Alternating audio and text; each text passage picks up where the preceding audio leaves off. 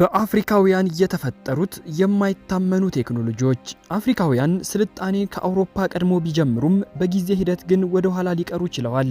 በተለይም ከዓለም ጦርነቶች በኋላ አፍሪካውያን በቀኝ ግዛት ውስጥ መውደቃቸው ከምግብና ጦርነት እሳቤ ወጥተው ሌላ ነገር ማሰብ እንዳይችሉ አድርጓቸዋል።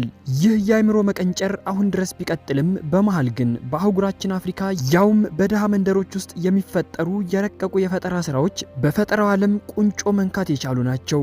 ምዕራባውያንን ጭምር እጃቸውን ባፋቸው የሚያስጭኑ በርካታ ቴክኖሎጂዎች በአፍሪካውያን ተፈጥረዋል። እኔም በዛሬው ቪዲዮ ከነዚህ ድንቅና አስገራሚ የአፍሪካውያን የፈጠራ ስራዎች መካከል ዋና ዋናዎቹን ላስቃኛችሁ። ዚም ኢንቨንተር ራሱን በራሱ ቻርጅ እያደረገ የሚጓዝ መኪናን እየፈጠረው የዚምባብዌያዊ ወጣት ቺኩምቡትሶ።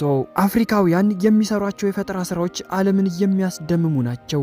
ዓለም ከተደመመባቸው የፈጠራ ስራዎች መካከል ደግሞ ይህ ራሱን ቻርጅ እያደረገ የሚጓዝ መኪና ዋነኛው ነው።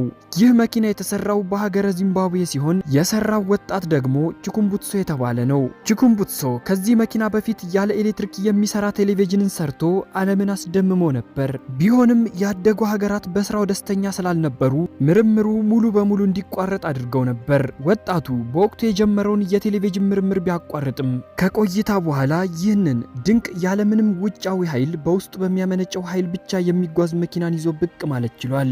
ይህ መኪና በሚመረቅበት ወቅት የዚምባብዌው የወቅቱ ፕሬዝዳንት ተገኙ። ወጣቱም ስለ መኪናው አስረዳ። መኪናው ነዳጅ ይሁን ቻርጅ ማድረጊያ ቦታ የለውም። የሚጓዘው የሬዲዮ ዌቭን ወደ ኃይል በመቀየርና ጎማው ሲሽከረከር በሚያመነጨው ኃይል እየታገዘ ነው። ይህ ነገር ሲሰማ ዓለም ላይ ያሉ ተመራማሪዎች በሙሉ ተደናገጡ። ይህ ብቻ ሳይሆን መኪናው የሚያመነጨው ኃይል ለአንድ መካከለኛ ቤት በቂ በመሆኑ መብራት በሌለበት ወቅት ከመኪናችሁ ጋር አገናኝታችሁ ቤታችሁን ሙሉ በሙሉ ማብራት እንድትችሉ የተደረገ ነው።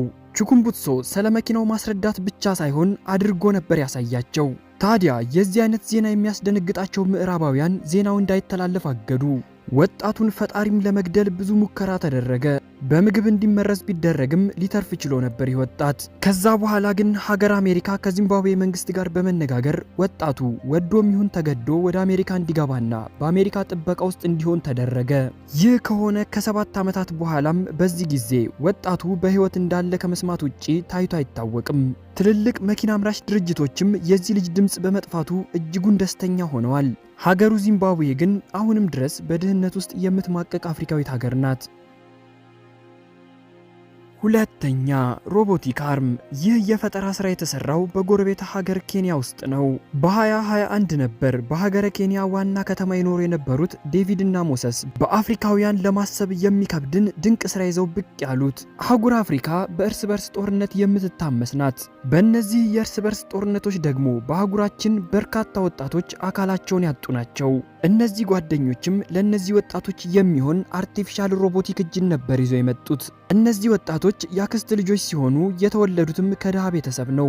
በዚህም በገንዘብ እጥረት ምክንያት የኮሌጅ ትምህርታቸውን መማር አቅቷቸው ትምህርታቸውን ለማቋረጥ ተገደዋል። ነገር ግን ተስፋ ሳይቆርጡ ከዶክተሮችና አካባቢያቸው ላይ ካሉ ኢንጂነሮች ስለ ኒውሮፊዚዮሎጂ ተማሩ። ፍቅሩ ስላደረባቸውም ራሳቸውን በንባብ አዳብረው ይህንን የምትመለከቱትን ከሰው ልጅ አይምሮ ውስጥ የሚወጣ ሞገድን በመሰብሰብ ወደ እንቅስቃሴ የሚቀይር ሮቦቲክ እጅን መስራት ችለዋል። እቃው ከሰዎች አይምሮ የሚወጣን ሞገድ ብቻ በመጠቀም የሚሰራ ነው። ይህ እጅ እቃዎችን መያዝ፣ ሰዎችን ማብላት፣ ማጠጣትና የዕለት ተዕለት ስራዎችን እንዲከውኑ ማድረግ ይችላል። ይህ አስደማሚ እጅ ተሰራ የሚለውን ዜና የሰሙ ምዕራባውያን ዜናውን ተቀባብለውት ወጣቶቹን ወደ ሀገራቸው ለመውሰድ ሞክረዋል። ቢሆንም እነዚህ ወጣቶች ከኬንያ ለመውጣት እቅድ አልነበራቸውም። ቴክኖሎጂያቸውን ለማሳደግም የኬንያን መንግስት ፈንድ ጠይቀዋል። ነገር ግን የኬንያ መንግስት ፈቃደኛ ባለመሆኑ አሁን ድረስ እጁ ተሻሽሎና በብዛት ተመርቶ ወደ ገበያ እንዳይገባ ሆኗል። እነዚህ ወጣቶች ይህንን እጅ መገንባት የቻሉት ሙሉ በሙሉ ከወዳደቁ ዕቃዎች ነበር። ቢሆንም መክነው ሊቀሩ ችለዋል። ሶስተኛ ፕላንት ኤሌክትሪክሲቲ። በድህነቷና በተፈጥሮ ሀብቷ የምትታወቀው ኮንጎ ውስጥ ይህ ድንቅና ዓለምን የሚቀይር ፈጠራ ስራ ይገኛል ብሎ ማሰብ የሚከብድ ነው። ዓለም በዚህ ነገር ተደናግጧል። ይህ የፈጠራ ስራ ከእጽዋት ያለምንም ተጨማሪ ቴክኖሎጂ ኤሌክትሪክን ማመንጨት ነው። ይህ ነገር ዓለም ላይ ተሞክሮ ባያውቅም በሀገረ ኮንጎ የነበረው ኬሚስት ቪታል ግን ሞክሮ አሳክቶታል። ቪታል ለዓመታት ሙከራ ካደረገ በኋላ እጽዋት በስራቸው ከመሬት ውስጥ ኤሌክትሮድ እንደሚሰበስቡና የተሰበሰቡት ኤሌክትሮዶችም ወደ ኃይል መቀየር እንደሚችሉ ስላወቀ ኤሌክትሮዶችም ወደ ኃይል መቀየር እንደሚችሉ ደርሶበታል። በምርምሩም የካዛባና የአቮካዶ ዛፎች ከሌሎቹ በበለጠ በውስጣቸው ከፍተኛ ኤሌክትሪክን እንደሚሸከሙ ደርሶበታል። በ2021ም ቪታል ምርምሩን ከጫፍ አድርሶ ነበር። በአንድ አቮካዶ ዛፍ ብቻም ለ12 ሰዓታት ያክል ያለምንም ተጨማሪ ኃይል ቴሌቪዥንና አምፖል ማብራትን ችሏል። ይህ ነገር ለዓለም አዲስ የነበረ ነው። ይህንን ነገር የሰሙ ምዕራባውያንም ቪታል ላይ አይናቸውን ጣሉ። በዚህ ተመራማሪ ላይም በርካታ ዘገባዎች ተሰርተዋል። አሜሪካን ጨምሮ ሌሎች አውሮፓ ሀገራት ላይ በመሄድም ይህንን ምርምሩን እንዲያስረዳ ተደረገ።